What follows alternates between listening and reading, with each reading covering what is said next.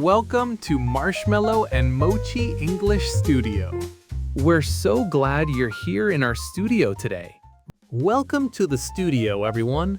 I'm Marshmallow. Today, we're going to explore the glitches in the human brain. You see, our brains are amazing, but they use psychological shortcuts that don't always work well in the modern world. I'm Mochi, and honestly, Marshmallow, my brain feels like it has a lot of glitches. Just this morning, I had a total Mochi meltdown. I was running around the house for 20 minutes looking for my car keys. I was sweating, I was stressed, I was shouting, "Marshmallow, did you hide them?" I remember. You were looking inside the shoes and even under the rug. Exactly. And do you know where they were? I went to the kitchen to get some water, opened the refrigerator, and there they were, sitting right next to the eggs. I must have put them there when I was putting away the milk. Why does my brain do that? That is a classic autopilot glitch. Your brain was so busy thinking about the day ahead that it stopped paying attention to what your hands were doing. But today, we want to talk about something even deeper, like the Zeigarnik effect. This is the reason why your brain can't stop thinking about unfinished tasks. Mochi, have you ever felt that nagging feeling at night? Oh, Marshmallow, that nagging feeling is my best friend. Let me tell you about my Netflix disaster from last night. It's a perfect example. I was watching a mystery drama about a missing diamond. It was 11:30 p.m. and my eyes were literally closing. I said to myself, "Mochi, stop, go to bed. You have a podcast to record tomorrow." But let me guess, the episode didn't end quietly. Not at all. The detective was just about to open the secret door and then bam, to be continued. My brain went into a total panic. I couldn't sleep. I lay in bed for 30 minutes, staring at the ceiling, thinking, was the diamond in the vase? Was the butler the thief? My brain refused to close the circle. I ended up staying up until 2 a.m. just to finish the series. That is the Zeigarnik effect. Your brain creates a mental tension when a story or a task is not finished.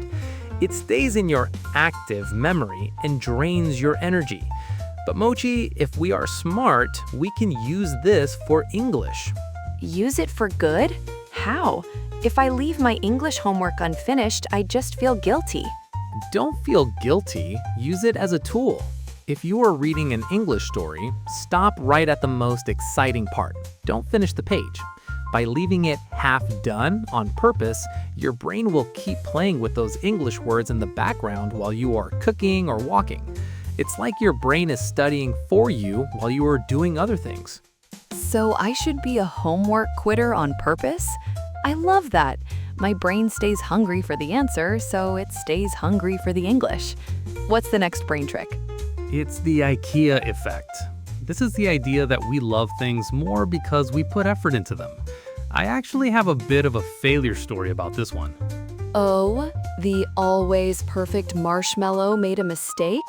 I'm listening. Last month, I decided I didn't want a boring store-bought shelf for our studio. I wanted to build a DIY wooden shelf myself. I spent 6 hours measuring, cutting, and hammering, but Mochi, I am not a carpenter. By the time I finished, the shelf was completely crooked. It leans so far to the left that if you put a ball on it, the ball flies across the room. I know that shelf. It's the one where we have to use tape to keep the books from sliding off. Exactly. Objectively, it's a terrible broken shelf, but Mochi, I can't throw it away. Every time I look at it, I think, I built that. Those are my 6 hours of work. I value it more than a $500 designer shelf.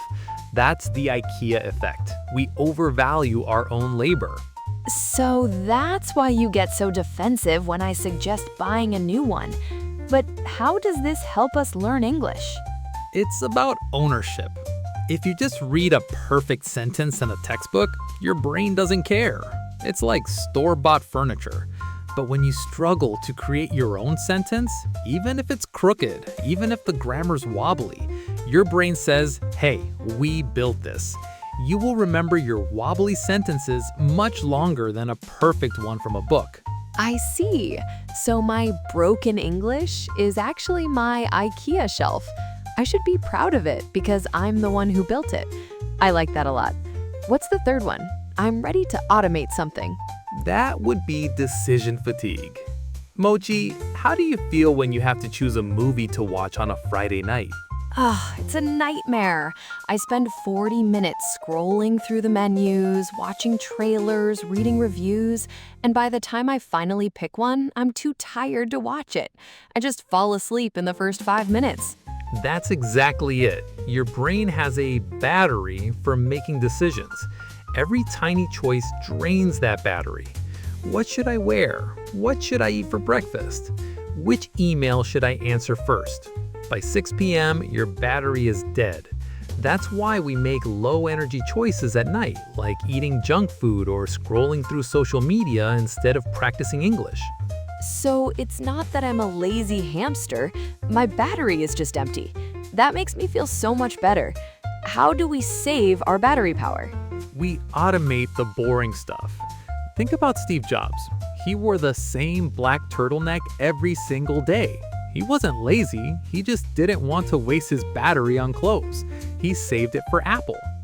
Mochi, if you decide what you're going to study the night before or pick your outfit before you go to bed, you save that energy for the things that matter.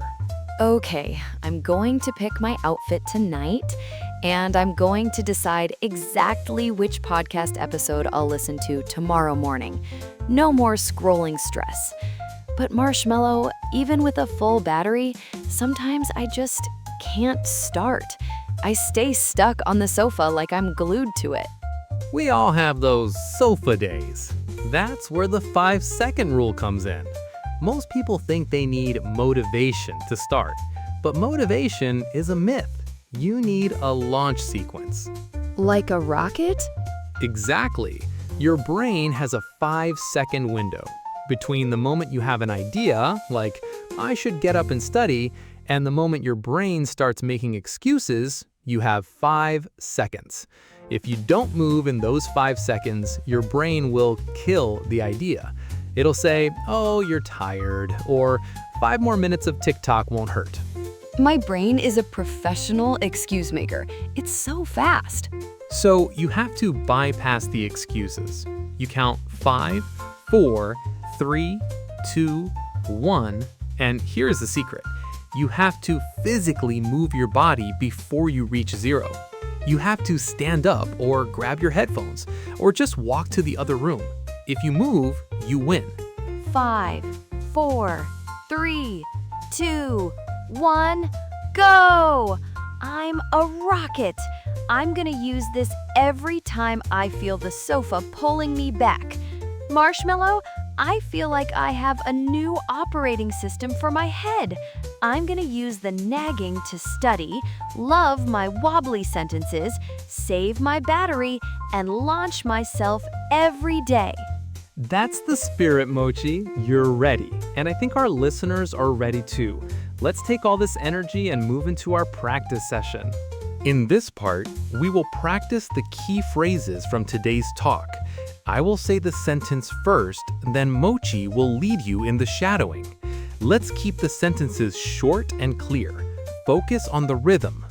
Let's build some brain muscles. Our brains are efficient, not broken.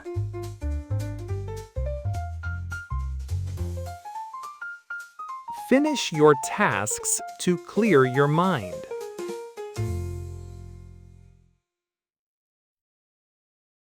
Don't let unfinished work haunt you.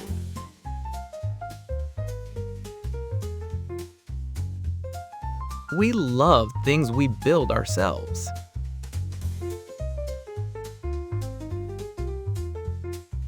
Your own sentences are the best.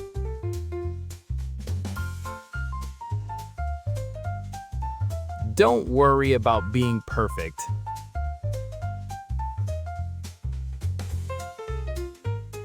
Making choices drains your battery.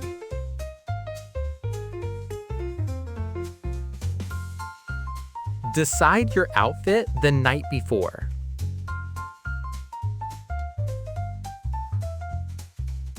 Automate the small things in life.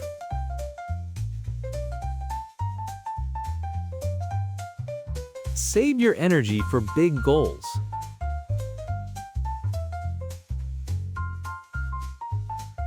Five, four, three, two, one, go.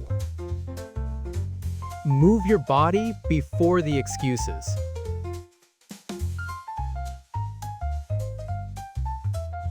Done is better than perfect.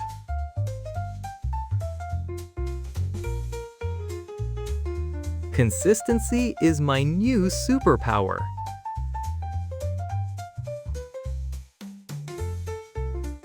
I am getting better every day.